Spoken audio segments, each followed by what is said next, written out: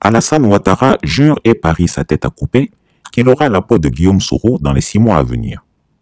Courroucé et outré par la fuite de ses audios à la réunion des chefs d'État du sommet de la CEDEAO et de sa conversation authentique interceptée entre Boubou Cissé, ancien Premier ministre malien et lui-même, Alassane Ouattara n'a vu qu'un seul coupable, Guillaume Kigbafouri Soro. L'octogénaire, il faut le dire, est omnibulé, pour ne pas dire obsédé, par son opposant irréductible, Guillaume Soro, qu'il considère comme son ennemi. Il se dit humilié et déconstruit par ce dernier, alors que lui, l'empereur Ouattara, a réussi à pacifier son opposition et à la mettre au pas. Il ne peut ni comprendre, ni accepter que 3 ans durant, le menu fretin Guillaume Soro lui tienne tête et refuse de venir se soumettre à ses pieds. Aussi, lors de son séjour à Bruxelles, en Belgique, il a consacré toute son énergie et tout son activisme débordant pour n'avoir qu'un seul sujet principal à l'ordre du jour de ses audiences, l'arrestation de Guillaume Soro. Hélas, là où les Ivoiriens attendaient de lui, le grand économiste, qu'il trouve des solutions à la cherté de la vie, lui passait son temps à s'acharner sur un seul et même individu. Il a rencontré à cet effet son ami Jean-Yves Le Drian, à la suite de qui il a eu une audience avec la ministre des Affaires étrangères belge, Sophie Wilmès. Il l'aurait instruit de ne point renouveler le visa Schengen de Guillaume Soro. Comme une hyène qui attend la carcasse de sa proie morte de famine, Alassane Ouattara attend tout en léchant ses babines que le visa de Guillaume Soro expire pour lui bondir dessus. Il a dit à ses interlocuteurs tout le mal que la haine peut pousser quelqu'un à fabriquer. Mensonges, calomnies et toutes sortes de dénigrements contre Guillaume Soro. C'est depuis Bruxelles que le complot des armes à découvrir dans la résidence de Bouaké de celui-ci a été mûri et fourbi. Une fois rentré à Abidjan, il a réuni son cercle dans la jubilation de sa prochaine victoire et avec l'arrogance, la suffisance et la condescendance qu'on lui connaît, il les a assurés que le dossier Guillaume Soro était désormais définitivement verrouillé, géré et bouclé.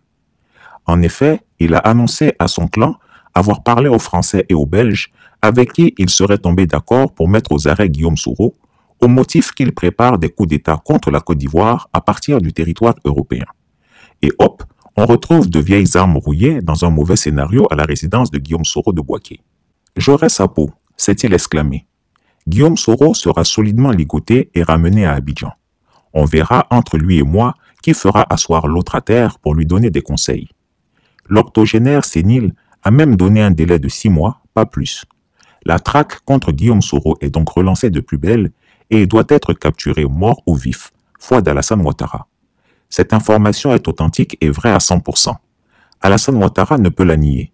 C'est pourquoi Christiapi tient à révéler ce complot au monde entier. J'invite les soroïstes à aller dire à leur mentor de prendre ses dispositions. Pour ceux qui douteraient de mon information, ils devraient poser la question de sincérité au ministère des Affaires étrangères belge via son compte Twitter et celui de la ministre Sophie Wilmès. Vous verrez qu'ils ne pourront pas infirmer cette information de Christiapi. Que les autorités belges reçoivent Alassane Ouattara, qui a perpétré un coup d'état civil en violant la constitution de son pays, est déjà abominable. De là à tomber dans l'abus pour traquer les opposants ivoiriens serait un crime à l'état de droit et à la démocratie.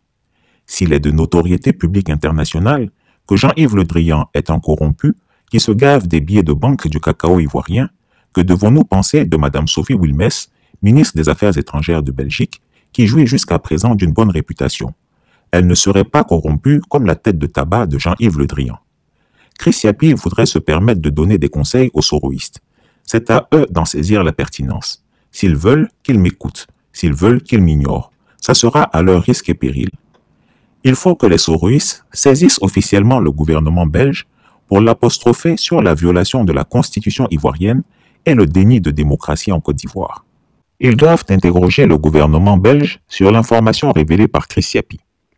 Qu'ils informent les parlementaires belges de la forfaiture de l'octogénaire sénile de Côte d'Ivoire et leur demandent si les Belges cautionnent la dictature et les coups d'état civils.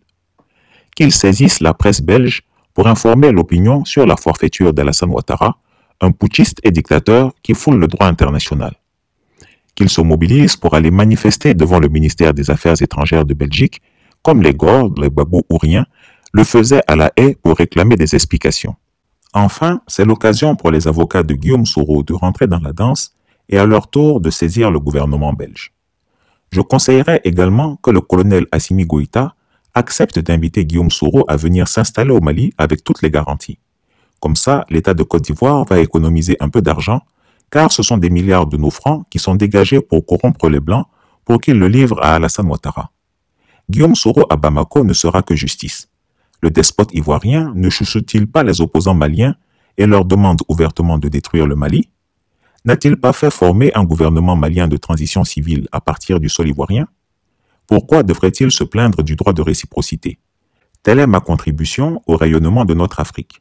En tant que citoyen malien, on va réagir. Parce que l'Ivoire est un citoyen malien qui monnaie au Mali. Donc, on va réagir à notre nom propre, à notre nom personnel. Donc, vu la violation de la constitution ivoirienne par M. Alassane Dramane Ouattara,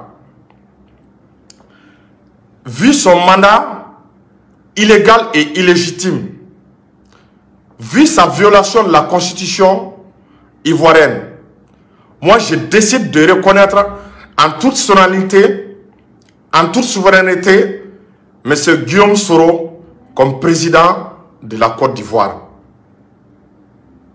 Et j'invite les autorités maliennes aussi à reconnaître M. Guillaume Soro comme président légitime de la Côte d'Ivoire. Et j'incite vraiment tous les autres activistes du Mali à reconnaître M. Guillaume Soro et à inviter les autorités maliennes à accorder l'asile politique à M. Guillaume Soro en République du Mali, en vertu du principe de réciprocité. Ça ne doit pas rester impuni. C'est très grave. C'est très grave de conséquence. En même temps, journaliste d'Otara a interviewé. Mais il a déclaré journaliste d'Otara a interviewé. Oba ira au Tissekake sans l'accord, sans la bénédiction des autorités ivoiriennes. Donc moi je demande à ce qui est la fermeture, à ce qu'on ferme l'ambassade de la Côte d'Ivoire au Mali. Je soutiens le peuple ivoirien.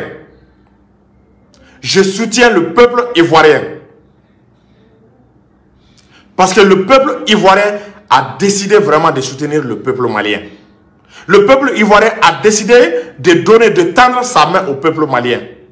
Le peuple ivoirien n'est pas d'accord de la politique de ce que M. Alassane Dramane Ouattara est en train de faire au Mali. On a vu la déclaration de Simone Gbagbo, on a vu la déclaration de beaucoup d'activistes ivoiriens qui sont vraiment pour l'indépendance, la souveraineté et l'intégrité du peuple malien. Donc on les remercie.